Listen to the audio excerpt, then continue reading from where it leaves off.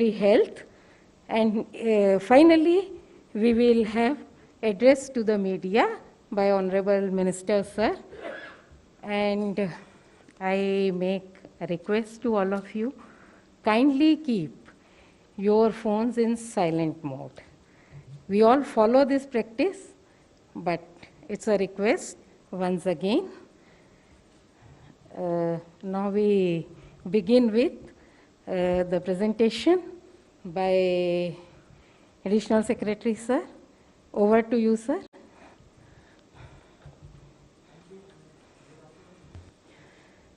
Good afternoon, ladies and gentlemen. I will be making a brief presentation on provisions of union budgets for Ministry of Health and Family Welfare. As you are aware, out of 6 foundational pillars of union budget for 21-22, one of them is holistic approach to health. And why am I calling it a foundational pillar? Because it is a comprehensive approach which covers the preventive, curative and well-being aspect through a new path-breaking flagship scheme called Prime Minister Atmanirbhar Swasth Bharat Yojana, with a total budget outlay proposed after the scheme is sanctioned for 64,180 crores over 6 years, which will provide a comprehensive primary, secondary, tertiary care, strengthening of public health system, disease surveillance system strengthening at points of entry, and our research capability into pandemics of such nature. I will cover in subsequent detail. This is the overview. And if you see in the bottom left-hand corner of this presentation, how in last 5 years the budget contribution has increased as percentage of GDP. In 2021, the percentage of health from central government and state government as contribution of GDP has increased to 1.8% of GDP. Our goal in national health policy is to reach by 2.5% of GDP. The health outlay in right-hand lower corner has increased from current year 94,452 crores to 2,23,846 crores. There's a detail of this quantum jump in health and well-being sector, one of the foundational pillar of union health. The actual expenditure in 2019-20 was 86,259 crores, the bottom row in red color. The budget estimate was increased to 94,452 crores by providing additional funds for COVID management, which had increased next year comprehensively to 2,23,846.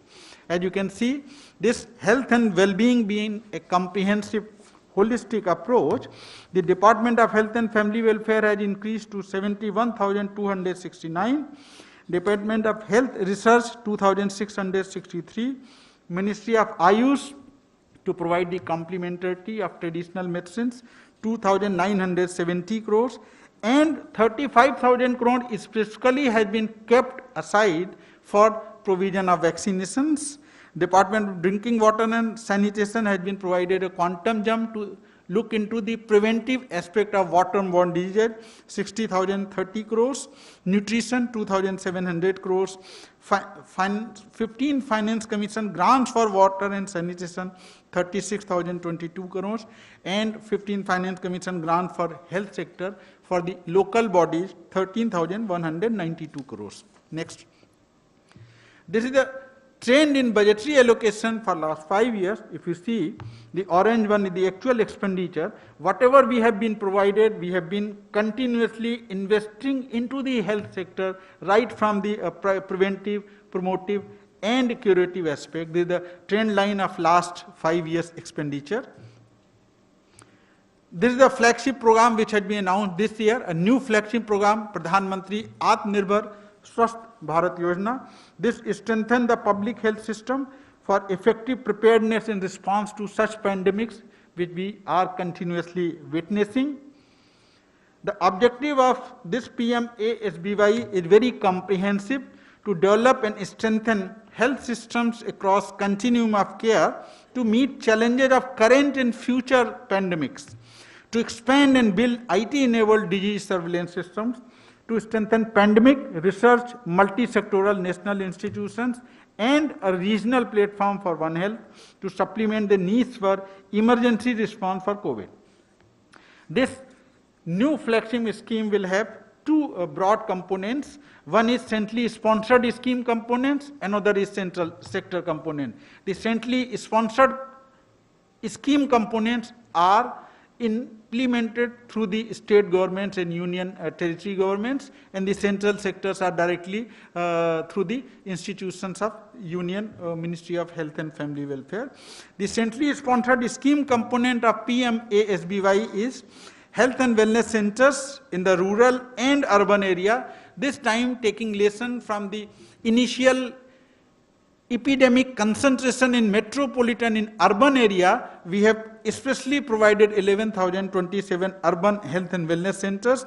In all the health and wellness centers, the package of services has been increased comprehensively to 12 services, a health promotion and healthy lifestyle campaign, and provision of essential medicines and diagnosis for these 12 expanded services.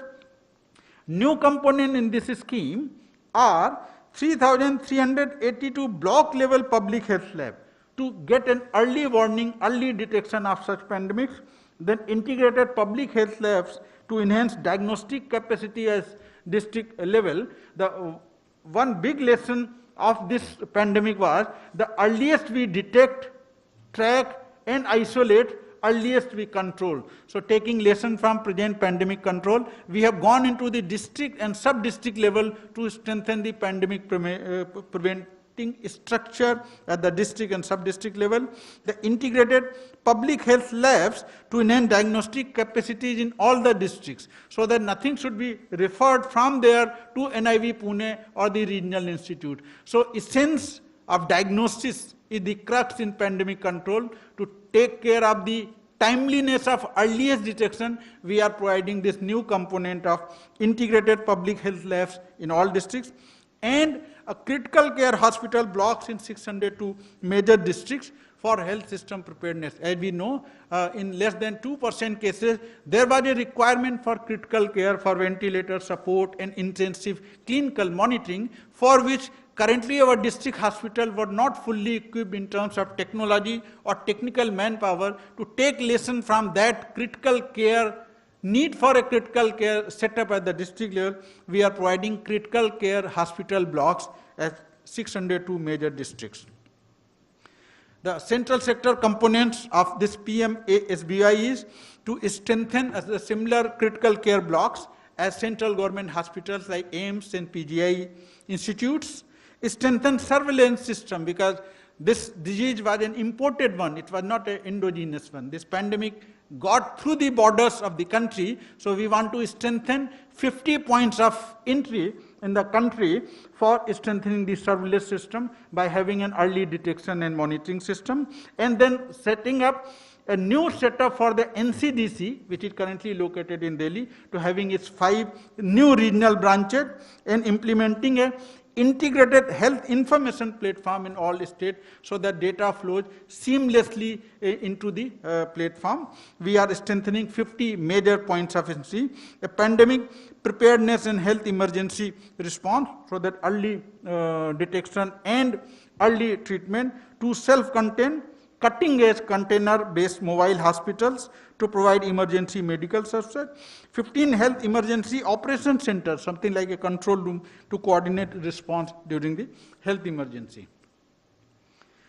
Then the Ministry of Health has got 2 departments, Department of Health and Department of Health Research.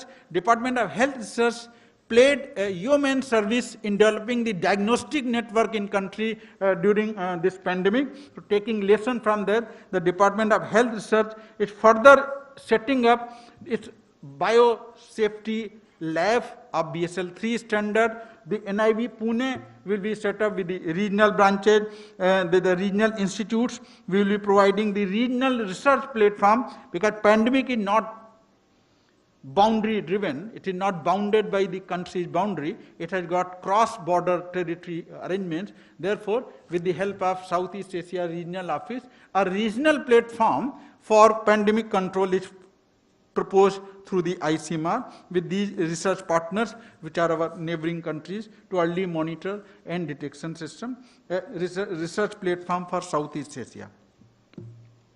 In addition to this pandemic-related strengthening system, there are some more budget announcements which are of important nature for increasing the professionalization of nursing and midwifery through introduction of midwifery and nursing commission in Parliament.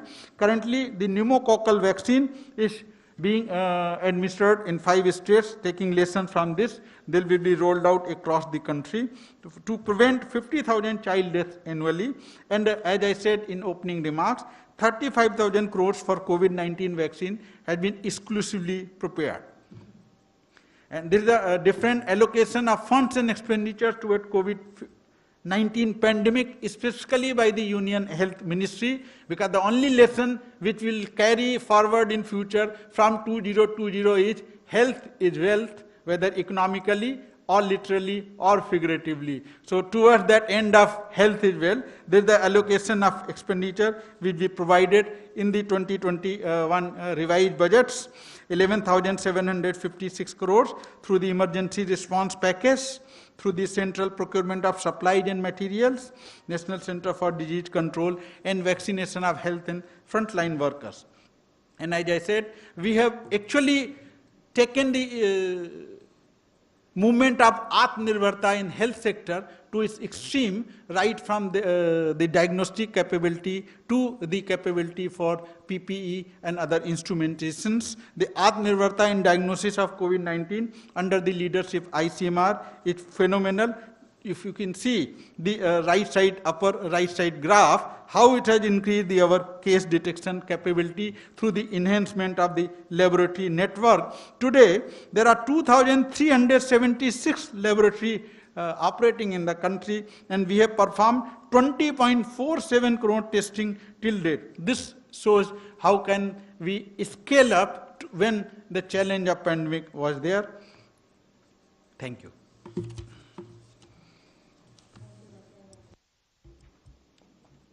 Thank you, Dr. Saab. Now may I request Secretary, Ministry of Health and Family Welfare, Rajesh Bhushan sir, to give remarks on positioning of health and well-being in the union budget.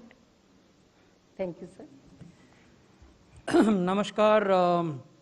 इस अवसर पर union budget के केवल एक सब theme पर मैं आप लोगों का विशेष रूप से ध्यान आकृष्ट करना चाहूँगा। यूनियन बजट में जो अप्रोच अपनाई गई है वो होलिस्टिक अप्रोच है। अब ये होलिस्टिक अप्रोच टुवर्ड्स हेल्थ क्या है? इसका अर्थ ये है कि हेल्थ वो नहीं है जो गतिविधियाँ केवल स्वास्थ्य मंत्रालय में ही होती हैं। हेल्थ केयर का अर्थ है वो गतिविधियाँ भी जो डिपार्टमेंट ऑफ हेल्थ रिसर्च में होती हैं, जो आयुष मंत्रालय में होती हैं, जो ड्रिंकिंग वाटर और सैनिटेशन मंत्रालय में होती हैं, और जो न्यूट्रिशन के क्षेत्र में विमेन एंड चाइल्ड डेवलपमेंट मंत्रालय में होती हैं। तो इनको एक होलिस्टिक अप्रोच के रूप में इस बजट में लिया गया है। ये जो अप्रोच है ये 2017 की जो स्वास्थ्य नीति बनी थी, राष्ट्रीय स्वास्थ्य नीति, उसमें स्पष्ट कर दी गई थी और मैं आपको उसका एक उदाहरण सुनाना चाहता हूँ। The National Health Policy 2017 prescribed that the attainment of the highest possible level of health and well-being for all at all ages through a preventive and promotive health care orientation in all developmental policies is our goal. तो national health policy 2017 ने ये नहीं कहा था कि केवल स्वास्थ्य मंत्रालय को सुदृढ़ करना ही हमारा गोल है या हमारा लक्ष्य है। उन्होंने कहा था कि हेल्थ और वेलबींग सभी उम्र के लोगों के लिए सुनिश्चित करना हमारा उद्देश्य है। और कैसे सुनिश्चित करेंगे? प्रिवेंटिव हेल्थ पर भी बल देंगे और प्रमोटिव हेल्थ पर भी बल देंगे। तो ये थीम है विच runs through out the union budget. बहुत बहुत धन्यवाद। Thank you, sir. Now may I request Honorable Minister, sir, to kindly address the gathering.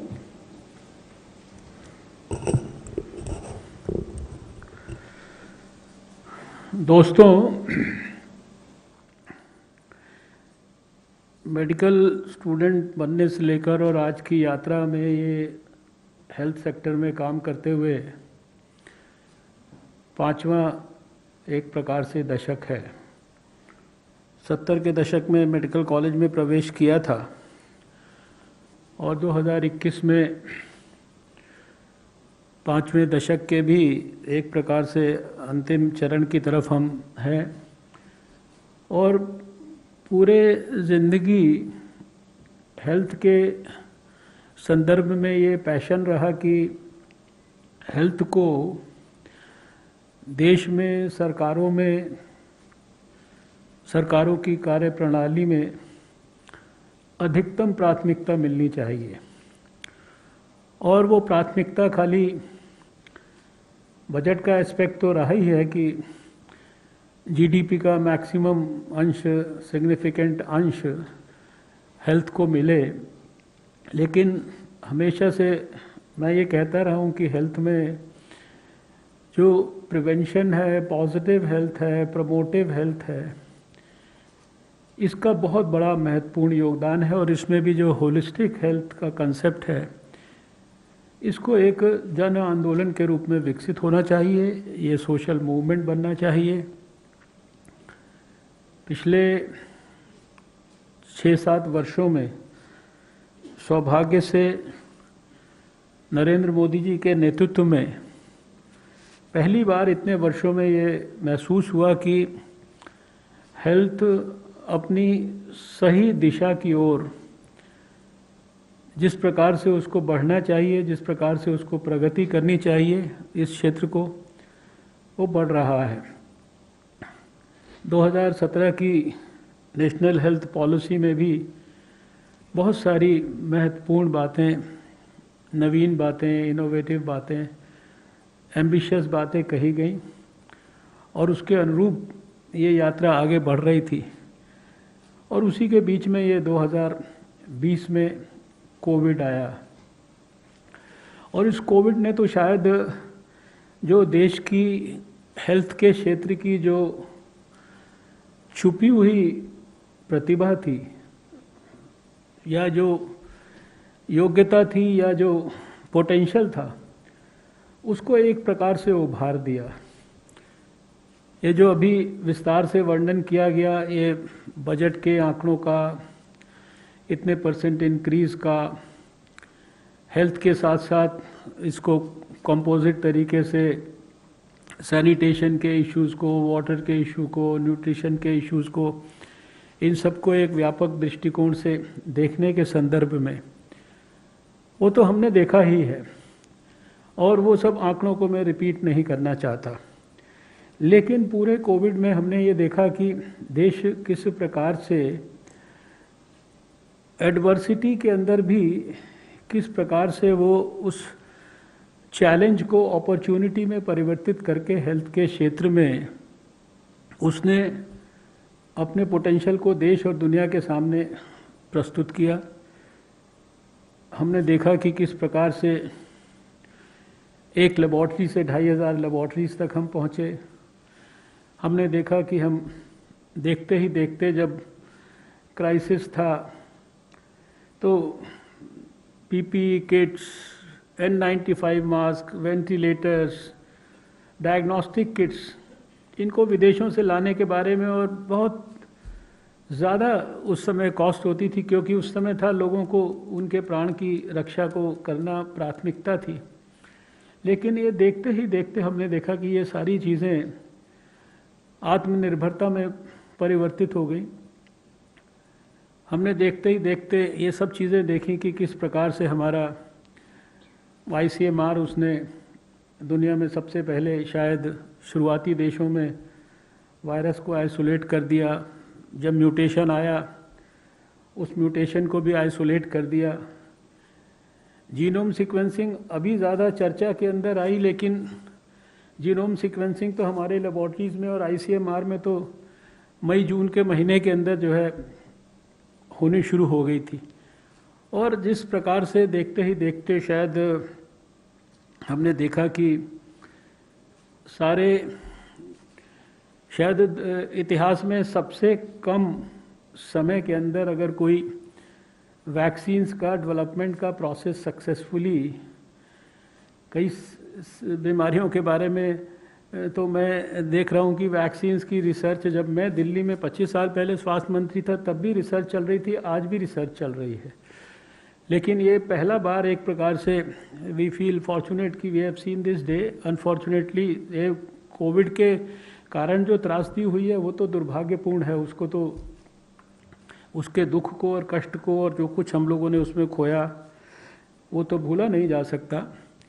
लेकिन वैक्सीन और रिसर्च और साइंटिफिक अकम्पलिशमेंट्स और जो हेल्थ सेक्टर ने जिस प्रकार से अपने पाँव पे खड़े होके और सारे देश ने मिलकर जिस प्रकार से जो काम किया एक सूत्र के अंदर बंद कर, 2 वैक्सीन्स भी देश के लिए उपलब्ध हो गई। आज 80-85 लाख लोगों को, हेल्थ वर्कर्स और फ्रंटलाइन वर्कर्स को वैक्सीन भी उपलब्ध हो गई है। 20-25 देशों को हम ऑलरेडी वैक्सीन जो है वो विदेशों को देने की स्थिति के अंदर आ गए हैं। और बहुत ही जल्दी आप जानते हैं कि जो एक बड़ी कैटेगरी है 50 साल से ऊपर के लोग, इनको भी मार्च के महीने में हम वैक्सीन देने की स्थिति में आ रहे हैं। और खाली ये 2 वैक्सीन नहीं, अभी जब मैं लिस्ट का विश्लेषण करता हूं तो ध्यान में आता है कि कम से कम 18-20 वैक्सीन्स के ऊपर अलग अलग स्टेजेस में काम हो रहा है। कोई प्री क्लिनिकल ट्रायल है, कोई एडवांस्ड प्री क्लिनिकल ट्रायल है, कोई फेज़ 1 है, कोई फेज़ 2 है, कोई फेज़ 3 है। सबके अंदर अलग अलग स्टेजेस में और कुछ एक अगले कुछ महीनों में आ सकती हैं। यानी जो आत्मनिर्भरता का जो एक उदाहरण था, जिसके बारे में, जिसके कंटेक्स्ट में अभी ये प्रधानमंत्री जो आत्मनिर्भर स्वस्थ भारत योजना के तहत 64,000 करोड़ रुपया अगले 6 सालों के लिए रखा गया, over and above what we get already get in health, जिसमें भी एक सिग्निफिकेंट इजाफा हुआ है। पूरे हेल्थ सेक्टर के ब्रॉड पिक्चर के अंदर भी सिग्निफिकेंट इजाफा हुआ है।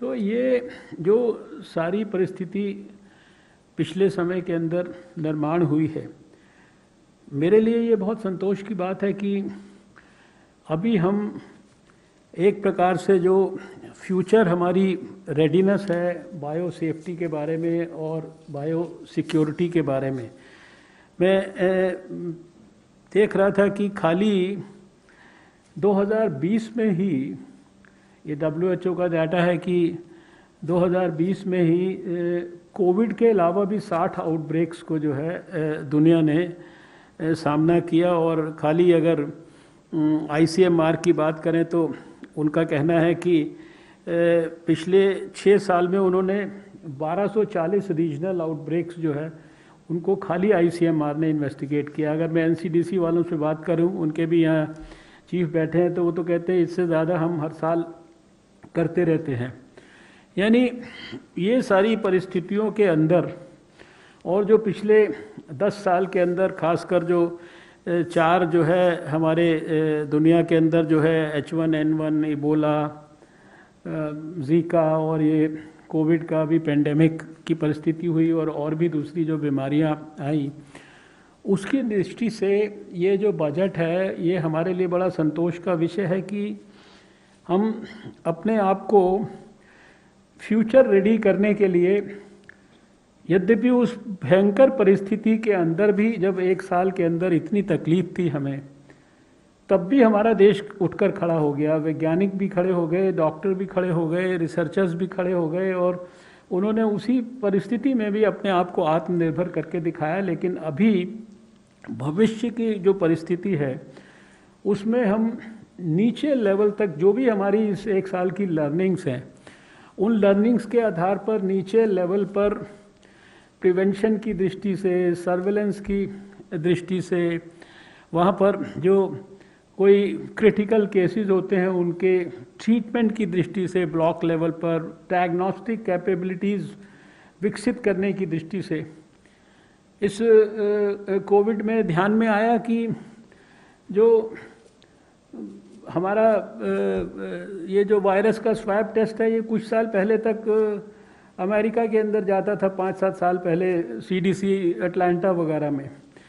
और अभी इस कोविड में ध्यान में आया कि एक ही हमारे पास लेबॉर्ट्री है NIV पुणे, जहाँ की हम ये वायरस को आइसोलेट कर पा रहे हैं, या जहाँ पर ये जो डायग्नोस्टिक किट्स और दूसरी चीज़ें हैं इनके वैलिडेशन का काम हो सकता है, या उससे संबंधित जितने भी पक्ष हैं उनकी हैंडलिंग हो सकती है। तो अभी आगे की फ्यूचर रेडीनेस की दृष्टि से जो एक बड़ा पिक्चर बनाया गया है और जिसके लिए हम इस समय प्रधानमंत्री जी को और अपने वित्त मंत्री जी को हृदय की गहराइयों से धन्यवाद करना चाहते हैं कि उन्होंने जो विज़न हमारे मंत्रालय के सभी साथियों ने आने वाले समय के लिए प्रस्तुत किया, उसको स्वीकार किया।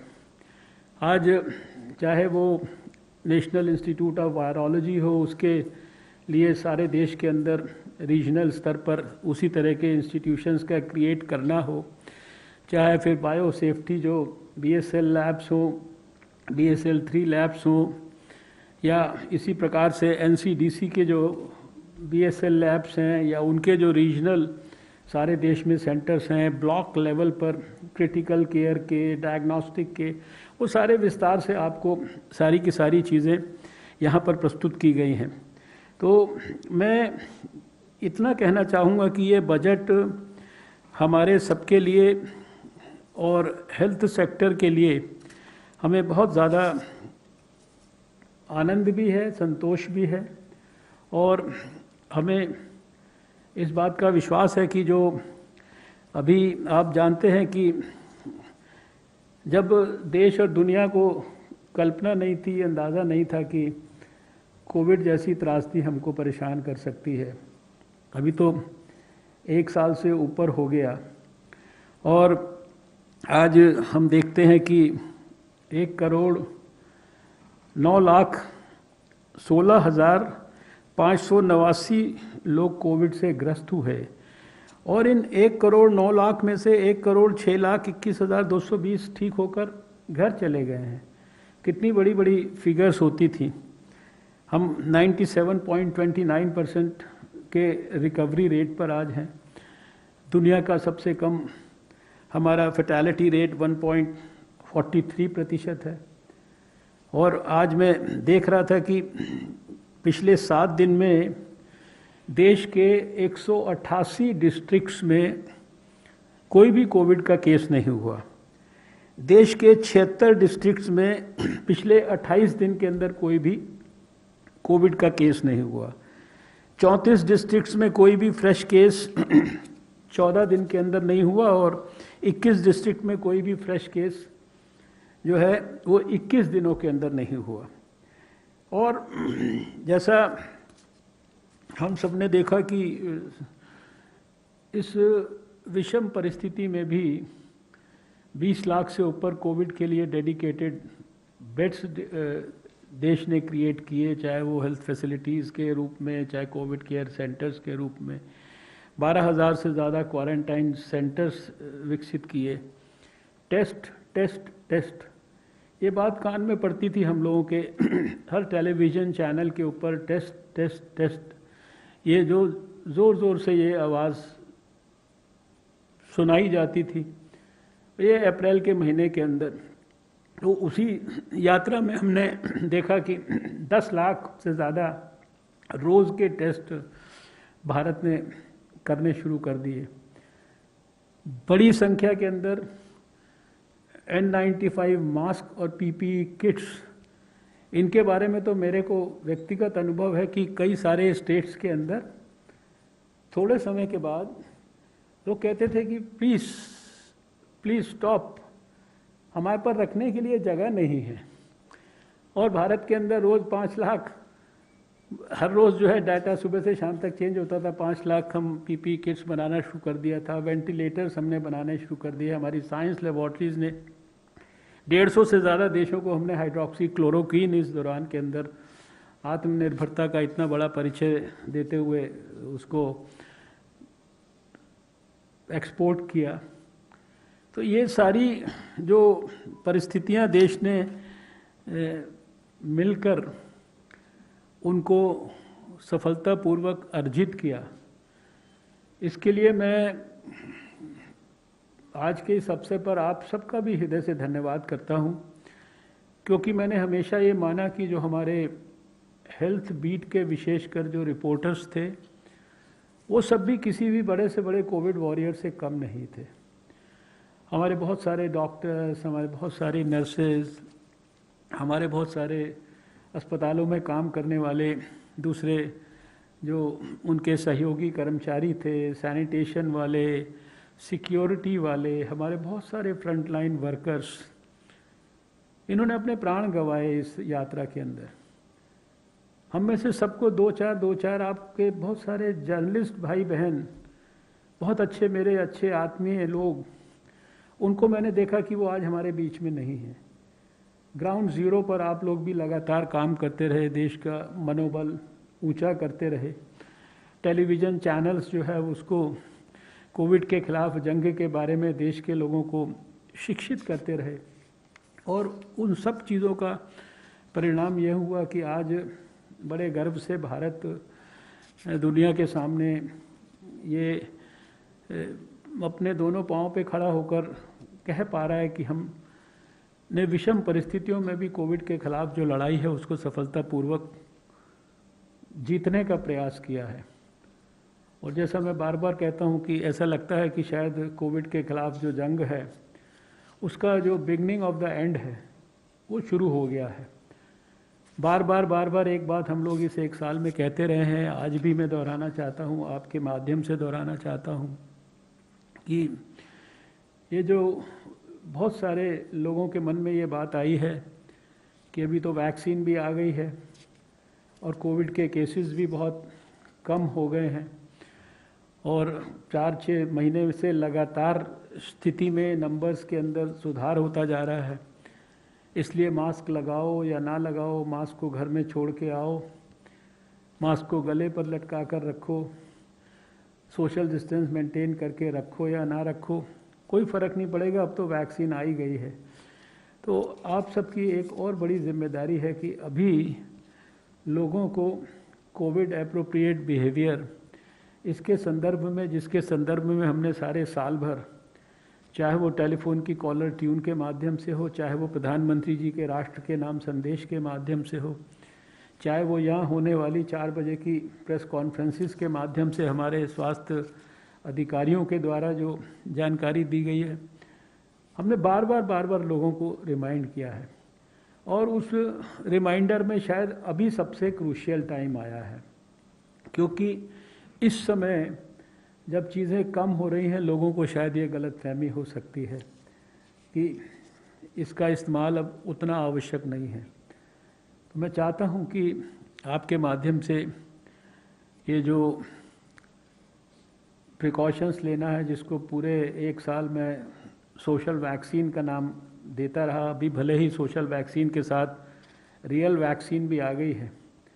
एक तरफ रियल वैक्सीन का इस्तेमाल करना है, एक तरफ इस सोशल वैक्सीन का भी इस्तेमाल करना है, और हमें पूरा विश्वास भी है, इस बात का उत्साह भी है कि शायद आने वाले समय में हम अपने देश को निश्चित रूप से कोविड के संकट से सफलतापूर्वक बाहर निकालेंगे।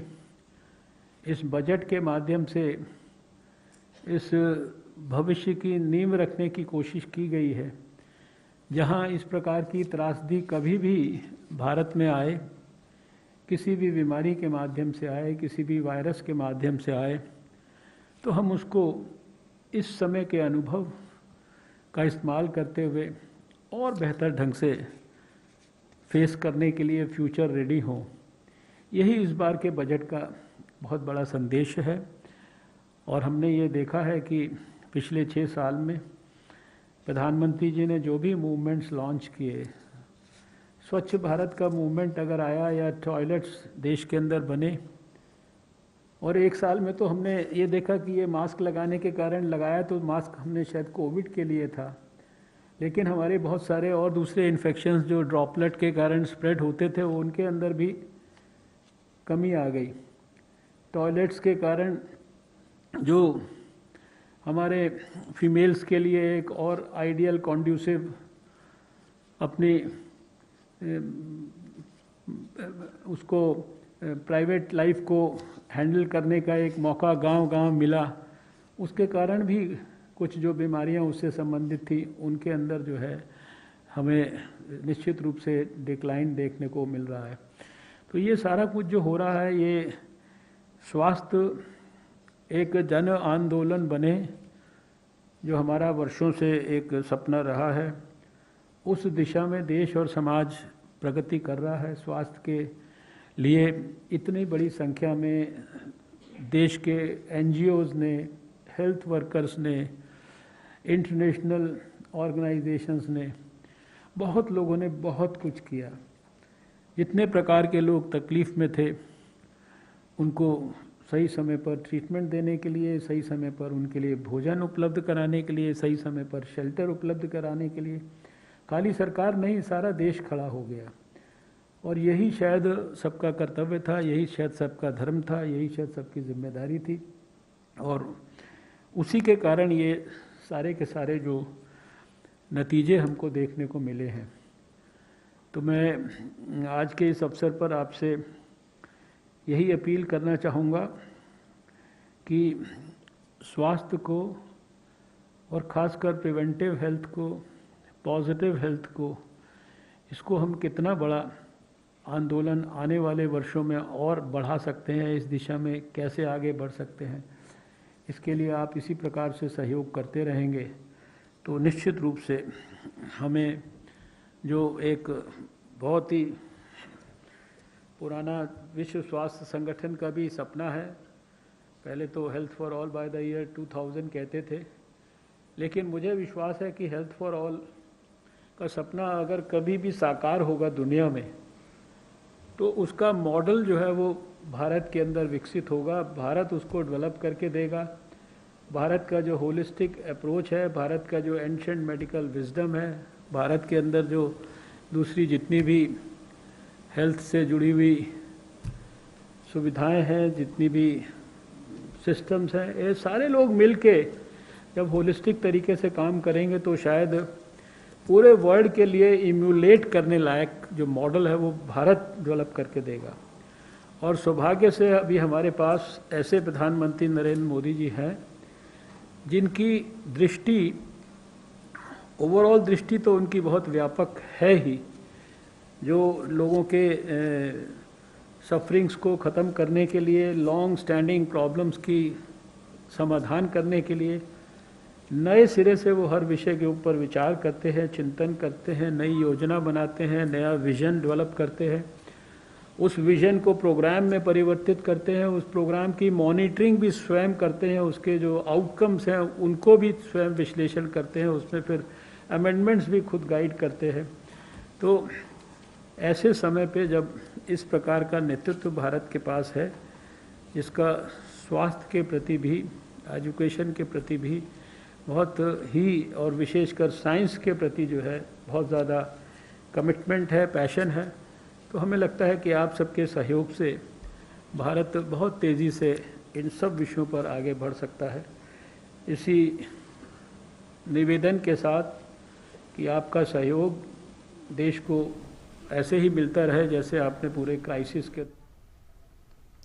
तो स्वास्थ्य मंत्री डॉक्टर हर्षवर्धन को आप सुन रहे थे। यूनियन बजट को लेकर और बजट के संबंध में जो स्वास्थ्य मंत्रालय है उसको कितना बजट आवंटित हुआ है उसको लेकर के वो प्रेस कॉन्फ्रेंस कर रहे थे। साथ ही साथ उन्होंने किस तरह से देश कोरोना से बाहर निकल रहा है, कोरोना को मात दे रहा है, उस सब को लेकर भी उन्होंने अपनी बात प्रेस कॉन्फ्रेंस में रखी है। क्या कुछ उन्होंने कहा है या आपको बाद के बुलेटिन्स में हम आपको बताते रहेंगे। फिलहाल अगली खबर की ओर हम चलेंगे। ट्विटर टूल किट कैंपेन मामले में गिरफ्तार दिशा रवि की करीबी मित्र और वकील निकिता जैकब और शांतानु के खिलाफ गैर जमानती वारंट जारी किया गया है। इससे पहले दिल्ली पुलिस की साइबर सेल दिशा रवि को गिरफ्तार कर चुकी है। साइबर सेल की टीम दिल्ली से बेंगलुरु तक निकिता जैकब को गिरफ्तार करने के लिए तलाशी में जुटी हुई है। निकिता जैकब 11 फरवरी को पूछताछ की प्रक्रिया में शामिल होने का भरोसा देने के बाद 3 दिनों से फरार है। इस बीच वकील निकिता जैकब ने पुलिस की कार्रवाई से बचने और अंतरिम राहत के लिए बॉम्बे हाई कोर्ट का रुख किया है। इस मामले की सुनवाई कल होगी। दिल्ली पुलिस ने जानकारी दी है कि गणतंत्र दिवस के मौके पर हुई हिंसा सुनियोजित थी और सोशल मीडिया पर टूल किट का इस्तेमाल करके ज़्यादा से ज़्यादा लोगों को जोड़ने के लिए ये किया गया था और इनके तार खालिस्तानी समर्थक आतंकियों से भी जुड़े थे। 11 जनवरी 2021 को ask why India campaigners poetic justice foundation ने एक जूम मीटिंग का आयोजन किया, जिसको निकिता, शांतनु, एमओ धालीवाल व अन्य व्यक्तियों ने अटेंड किया। इस मीटिंग के दौरान निर्णय लिया गया कि इस कैंपेन को विश्व स्तर पर फैलाया जाए और धालीवाल का मकसद इस मुद्दे को बड़ा बनाना और किसानों के बीच असंतोष व गलत जानकारी फैलाना था। पुलिस ने बताया कि टूल किट को मुख्य रूप से खालिस्तानी ग्रुप पीजेएफ ने बनाया था और दिशा रवि जैकब पीजेएफ से जुड़े थे। पुलिस ने यह भी जानकारी दी कि 11 जनवरी को इन सभी की जूम मीटिंग भी हुई थी। सर्च में यह भी बातें सामने आई कि निकिता और उसके साथी शांतनु और दिशा ने टूल किट गूगल डॉक्यूमेंट बनाया था। शांतनु का बनाया गया ईमेल अकाउंट इसका ओनर है और यह भी बात निकल के आई कि एक व्हाट्सएप ग्रुप से जुड़े थे ये सभी, जो कि 6 दिसंबर को क्रिएट किया गया था। पुलिस ने बताया कि 3 फरवरी को टूल किट की सभी जानकारी डिलीट कर दी गई थी। दिशा रवि ने इन सब के लिए एक व्हाट्सएप ग्रुप बनाया था, जिसे बाद में डिलीट किया गया। वहीं निकिता की तलाशी के दौरान 2 लैपटॉप और एक फ़ोन बरामद हुआ, जिससे पूरे षड्यंत्र के बारे में काफ़ी जानकारी मिली है। जांच के दौरान इस टूल किट के ऑनलाइन मौजूद स्क्रीनशॉट्स की पड़ताल की गई और जांच में पर्याप्त जानकारी मिलते ही इस टूल किट गूगल डॉक्यूमेंट की एडिटर निकिता जैकब के विरुद्ध कोर्ट से सर्च वारंट जारी कराकर केस के आईओ समेत एक टीम को मुंबई भेजा गया और तलाशी के दौरान उनसे 2 लैपटॉप और एक आईफोन मिले। गौरतलब है कि दिल्ली की सीमाओं के आसपास नए कृषि कानूनों के विरोध में किसान जमे हुए हैं। 27 नवंबर 2020 से किसान सिंघू, टिकरी और गाजीपुर बॉर्डर पर आ जमे। इस विरोध प्रदर्शन को दुनिया के अन्य देशों में प्रचारित करने और भारत के खिलाफ साजिश करने के लिए बड़े पैमाने पर सोशल मीडिया का इस्तेमाल किया गया था। गणतंत्र दिवस के मौके पर दिल्ली में हुई हिंसा के बाद दिल्ली पुलिस लगातार मामले की जांच कर रही है। हमारे संवाददाता मुकेश हमारे साथ जुड़ रहे हैं, उनसे हम बाकी जानकारी लेंगे। मुकेश, इस वक्त का क्या कुछ अपडेट है इस मामले में? बिल्कुल चंद्रशेखर, जिस तरह से अभी दिल्ली पुलिस के जॉइंट सीपी प्रेमनाथ ने प्रेस कॉन्फ्रेंस करके बताया कि निकिता जैकब अभी भी फरार हैं और साथ ही साथ शांतनु मुकुल हैं जो इनके सहयोगी थे दिशा रवि के साथ, जिन्होंने इस टूल किट को तैयार किया था, ये भी अभी फरार हैं। इनके खिलाफ एनबीडब्ल्यू के वारंट जारी कर दिए गए दिल्ली हाईकोर्ट से और इनकी अलग अलग जगहों पर छापेमारी चल रही है।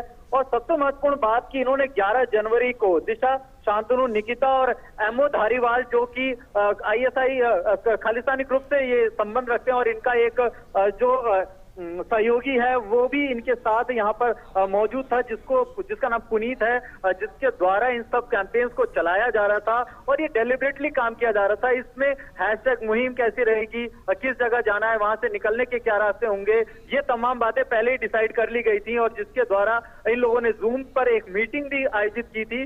तो वो तमाम चीजें ऐसे इस कड़ी में एक एक करके सामने आ रही है। और जब दिशा रवि के घर छापेमारी की गई तो 2 लैपटॉप और एक आईफोन और कुछ डॉक्यूमेंट्स भी वहां बरामद हुए हैं, जो ये साफ इस ओर इशारा करते हैं कि ये कहीं ना कहीं इस कॉन्स्पिरेसी में शामिल थे। जो षड्यंत्र इन्होंने रचा, देशद्रोह का मुकदमा इन पर लगाया जा रहा है। और साथ ही साथ जो शांतनु हैं और निकिता जैकब, जब इनके घर भी छापा मारा गया, मुंबई पुलिस को इत्तला देकर के इनके घर छापा मारा गया। पूरे दिन वहां पर दिल्ली पुलिस की टीम मौजूद रही और शाम को इन्होंने एक लिखित दस्तावेज दे करके ये इंश्योर किया था कि वो कहीं नहीं जाएंगी, ना वो शहर छोड़ जाएंगी। और उन्होंने कल इस बाबत दोबारा इंक्वायरी में शामिल होने की बात कही थी, लेकिन वो रातों रात फरार हो गई या यूं कहे कि वो कहीं छुप गई जा करके।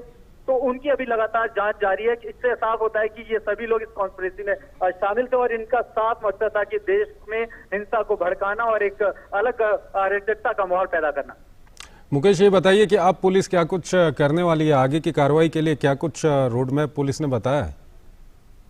और बिल्कुल, जिस तरह से पुलिस ने लगातार इनसे जुड़े जो भी गूगल किट पे जो भी इस पे ट्विटर हैंडल्स थे उनको फिलहाल तो अभी बंद करा दिया गया और एक एक की साइबर सेल द्वारा जांच कराई जा रही है। इसमें एक एडमिन निकल करके आए हैं जिसमें शांतनु उसके खुद के एडमिन है और वो ईमेल आईडी साफ तौर पर शांतनु के नाम पर है। 6 दिसंबर को ये आईडी क्रिएट किया गया था जिसमें काफी कुछ दस्तावेज मिले हैं और इसमें इस तौर भी बताया जा रहा है कि इस पूरी की पूरी मेल आईडी का इस्तेमाल इस पूरे के पूरे एजुटेशन के दौरान जो टूल किट था उसको इस्तेमाल किया जा रहा था। उसमें वो तमाम जानकारियां भी शामिल की गई थी और एक और महत्वपूर्ण बात की टेलीग्राम के द्वारा ये दिशा रवि ने जो था ये पूरा का पूरा जो टूल किट था इसको साझा किया था अन्य लोगों के साथ जो विदेश में मौजूद थे, जिसमें ग्रेटा थनबर्ग भी शामिल थी, क्योंकि उन्होंने ग्रेटा को इसलिए चुना कि उनके 4 मिलियन से ज्यादा व्यूअर्स थे, उनको 4 मिलियन से ज्यादा लोग फॉलो कर रहे थे। तो ऐसे चुनिंदा लोगों को इन्होंने टारगेट बनाया था जो मास लेवल पे इस कैंपेन को आगे बढ़ाएं। उसमें कई सारे मीडिया ग्रुप्स भी थे, कई सारे सेलिब्रिटीज भी थे, ऐसे एक एक करके इन लोगों ने उसको टारगेट किया था। तो पुलिस अब उन तमाम तथ्यों को खंगाल रही है, उन तमाम वेबसाइट्स को, उनके लिंक को डिकोड करने की कोशिश कर रही है और देखने की कोशिश करेगी कि इसमें और कौन कौन से नाम शामिल होते हैं। फिलहाल उनको शांतनु और निकिता जैकब की तलाश है। उसके बाद और भी जो तथ्य वो निकल करके सामने आएंगे और चिलकुट में जो टूल किट है जिसमें पहली गिरफ्तारी हुई है और भी कौन कौन से नाम इसमें अब शामिल होते हैं ये देखना दिलचस्प होगा। शुक्रिया मुकेश इस जानकारी के लिए। अगली खबर की ओर चलेंगे। सुप्रीम कोर्ट ने सोशल मैसेंजर ऐप व्हाट्सएप की नई निजता नीति को चुनौती देने वाली याचिका पर व्हाट्सएप और फेसबुक को नोटिस जारी किया। प्रधान न्यायाधीश जस्टिस S.A. बोबड़े ने याचिका पर सुनवाई करते हुए कहा कि फेसबुक व्हाट्सएप भले ही $2-3 ट्रिलियन की कंपनी है, लेकिन हमारे लिए लोगों की निजता ज़्यादा कीमती है और इसकी रक्षा करना हमारा कर्तव्य है। व्हाट्सएप ने भारत में इस साल जनवरी में नई निजता नीति को व्हाट्सएप लाया है। इस मामले पर अगली सुनवाई 4 सप्ताह के बाद होगी।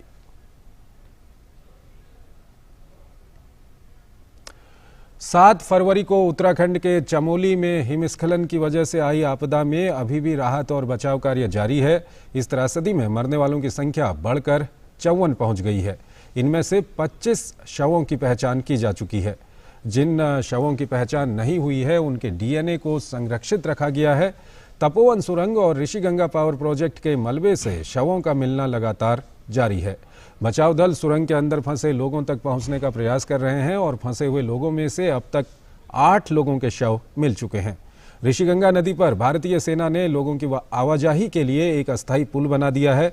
इस अस्थायी पुल के जरिए लोगों को उस पार से इस पार भेजा जा रहा है। तपोवन बैराज परिसर में दोनों ओर पोकलैंड और JCB मशीनें लगातार बिना रुके काम में जुटी हैं, जबकि बाढ़ प्रभावित नदी किनारे में जिला प्रशासन के नेतृत्व में रेस्क्यू टीम खोजबीन में लगी हुई है। मेडिकल टीम प्रभावित क्षेत्रों में कैंप लगाकर स्वास्थ्य परीक्षण कर रही है। अब तक करीब 1000 मरीजों का इलाज हो चुका है। इस त्रासदी के कारण ऋषिगंगा जल विद्युत परियोजना पूरी तरह तबाह हो चुकी है, जबकि तपोवन विष्णुगाड़ सुरंग को काफ़ी नुकसान पहुंचा है। ऐसी घटना दोबारा ना हो, इसके लिए जिला प्रशासन नीति घाटी में एक अलार्म सिस्टम लगाने पर काम कर रहा है। सुरंग में फंसे लोगों को बाहर निकालने के लिए पिछले 1 सप्ताह से सेना, NDRF, SDRF और ITBP का संयुक्त बचाव अभियान युद्ध स्तर पर चल रहा है।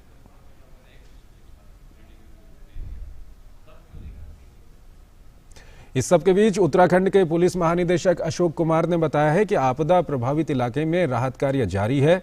उन्होंने कहा कि जिस प्रकार की परिस्थितियां हैं उनमें मलबा निकालने का काम पूरा करने में 2-3 दिन और लगेंगे। में हमारा सर्च ऑपरेशन जारी है और अभी हम जो तपोवन वाला डैम था NTPC का, उसके डाउन स्ट्रीम में हम उसका पानी को डाइवर्ट किया तो उसको सुखा रहे हैं, जिससे हम वहाँ पे भी ये एक्सकेवेशन डिगिंग ऑपरेशन कर सकें। तो ये हमारा संभवतः कल शुरू होगा। अभी पानी को डाइवर्ट कर दिया गया है। जिस तरह से जितना मलबा है, जितना % हमने कवर किया है, उस हिसाब से कम 3-4 दिन और लगेगा। तो इस बुलेटिन में फिलहाल इतना ही। आप बने रहिए DD न्यूज़ के साथ। नमस्कार।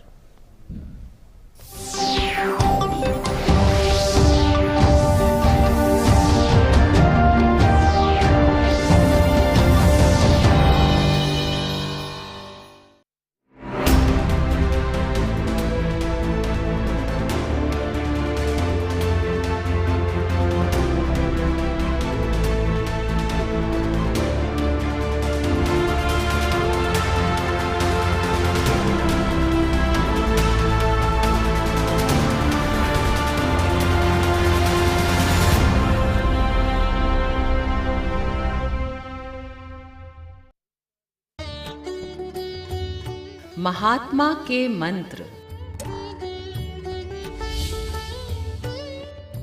खुद वो बदलाव बनिए जो आप दुनिया में देखना चाहते हैं।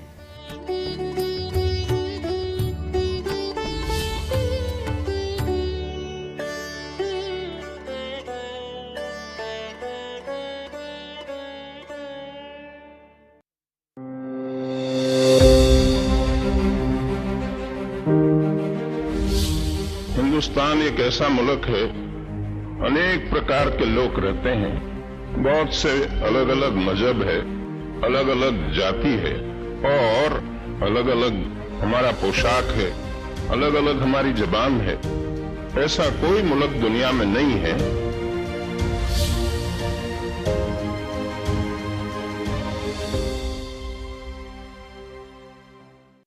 नमस्ते इंडिया, नमस्ते लैंड, मरहबन इलल हिंद, जरी इंडिया, सलाम इंडिया, नमस्ते इंडिया, नमस्कार भारत,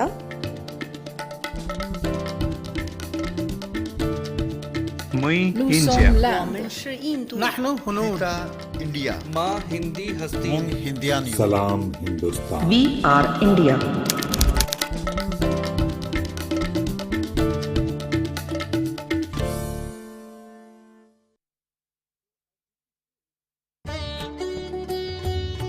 महात्मा के मंत्र। स्वच्छता में ईश्वर का वास होता है।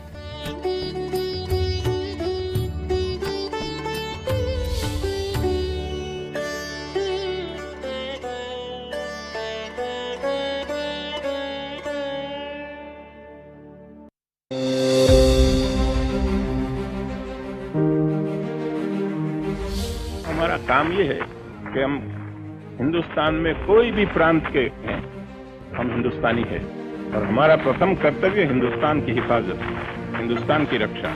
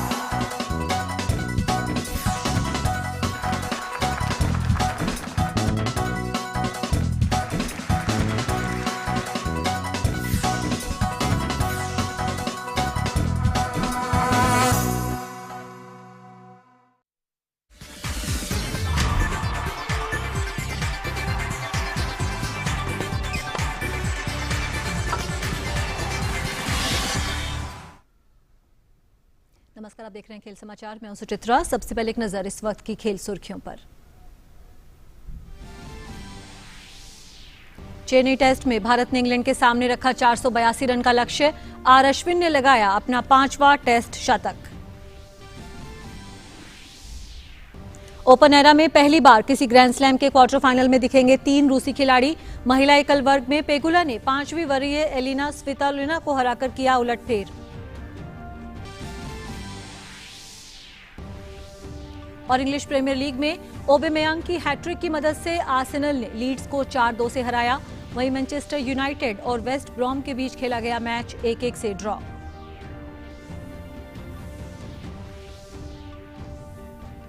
खबर विस्तार से। भारत ने चेन्नई में खेले जा रहे दूसरे टेस्ट में इंग्लैंड के सामने 482 रन का लक्ष्य रखा है। जवाब में ताजा समाचार मिलने तक इंग्लैंड ने 3 विकेट खोकर 53 रन बना लिए हैं। इंग्लैंड की शुरुआत खराब रही। सिबले 3 रन बनाकर आउट हुए। रॉरी बर्न्स को 25 रन पर अश्विन ने आउट किया। वहीं जैक लीच बिना खाता खोले चलते बने। इससे पहले मैच के तीसरे दिन भारत ने अपनी दूसरी पारी में 286 रन बनाए। भारत की तरफ से सर्वाधिक 106 रन आर अश्विन ने बनाए। अश्विन और विराट कोहली के बीच 7वें विकेट के लिए 96 रन की साझेदारी हुई। विराट कोहली ने भी टर्निंग ट्रैक पर शानदार अर्धशतक लगाया। विराट कोहली 62 रन की पारी खेलकर मोइन अली की गेंद पर एलबीडब्ल्यू हुए। आखिरी विकेट के लिए मोहम्मद सिराज और अश्विन ने 55 गेंद में 49 रन जोड़े। अंतिम विकेट के रूप में अश्विन 106 रन बनाकर आउट हुए। इंग्लैंड की तरफ से लीच और मोइन अली ने 4-4 विकेट लिए।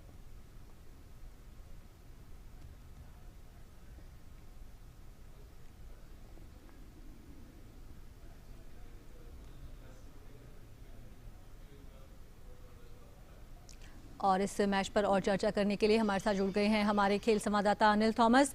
जी अनिल, आज के दिन की अगर हम बात करें तो यहाँ पर 3 विकेट गंवा चुकी है इंग्लैंड की टीम। एक बड़ा टारगेट उनके सामने है और अब मुश्किल में नजर आ रही है इंग्लैंड की टीम 3 विकेट गंवाने के बाद। बिल्कुल, मैं कहूंगा जो रूट पर सारा दारोमदार रहेगा, लेकिन जिस तरह से आज बल्लेबाजी की है इंग्लैंड ने, मतलब जो टारगेट उनके सामने था, 429 रन अभी भी बचे हैं चेस करने के लिए। और मैं कहूंगा 7 विकेट हाथ में इंग्लैंड के लिए मतलब करो या मरो वाली स्थिति तो नहीं है, लेकिन जिस तरह का विकेट है और जिस तरह की गेंदबाजी भारतीय स्पिनर्स कर रहे हैं, मैं कहूंगा मुश्किल होगा मतलब इसके सामने टिक पाना। ज्यादा खेल मैं कहूंगा कल के दिन ही हमें देखने को मिल सकता है, अगर भारतीय गेंदबाजों ने उम्दा गेंदबाजी की, जिस तरह आज दूसरे पारी में जिस तरह इंग्लैंड के बल्लेबाजों को उन्होंने हक्का बक्का में रखा है।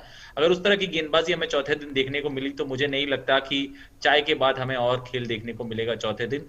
और 1-1 की बराबरी पर इस मुकाबले को हम अहमदाबाद की ओर पिंक बॉल टेस्ट के लिए ले जाएंगे।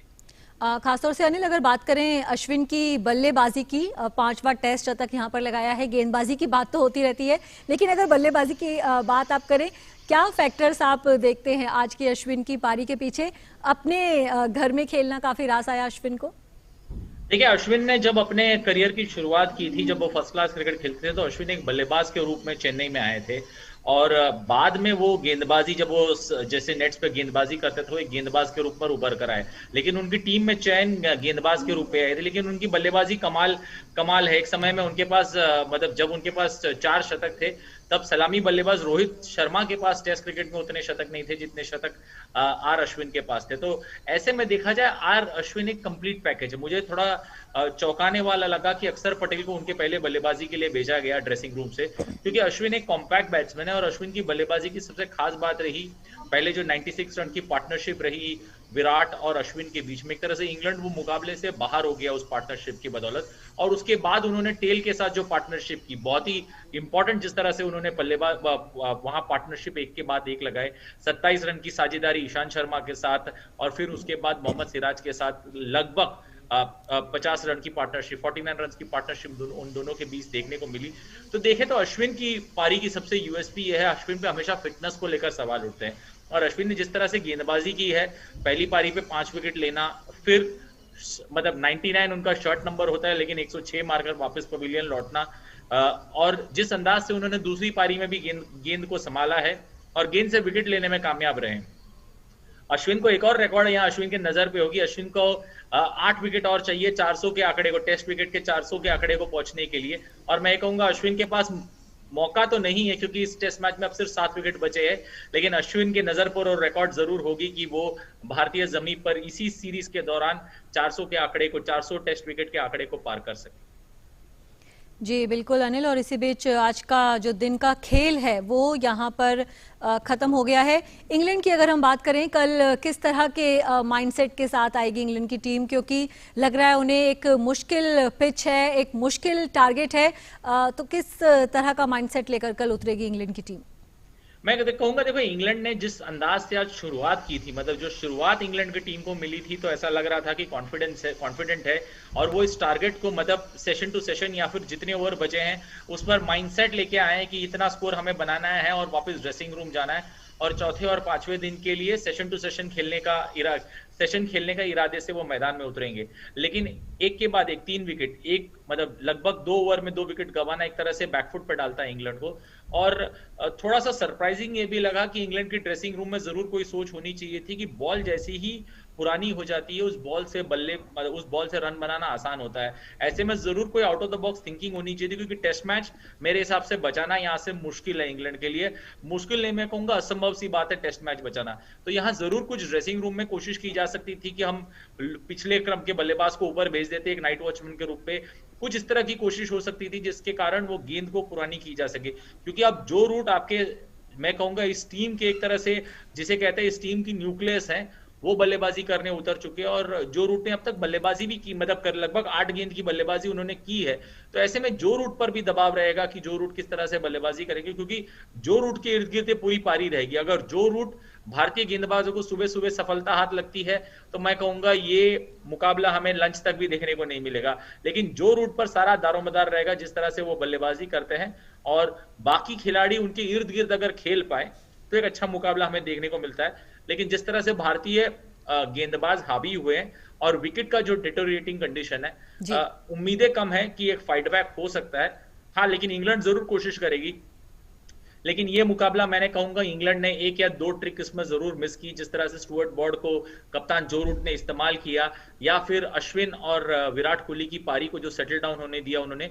मैं कहूंगा 2-3 ऐसे लूज पॉइंट्स थे जो इस आज के दिन में, जहां इंग्लैंड के पास मौका था कि वो मतलब कील कस सकते थे भारत पर, लेकिन इंग्लैंड ने मैं कहूंगा वहां जरूर कुछ अलग रणनीति अपनाई जिसका खामियाजा टीम को भुगतना पड़ रहा है। और यहां से इंग्लैंड के लिए तो मैं कहूंगा मुश्किल ही नहीं, असंभव सी बात है कि इस मुकाबले को वो 5वें दिन ले जा सके।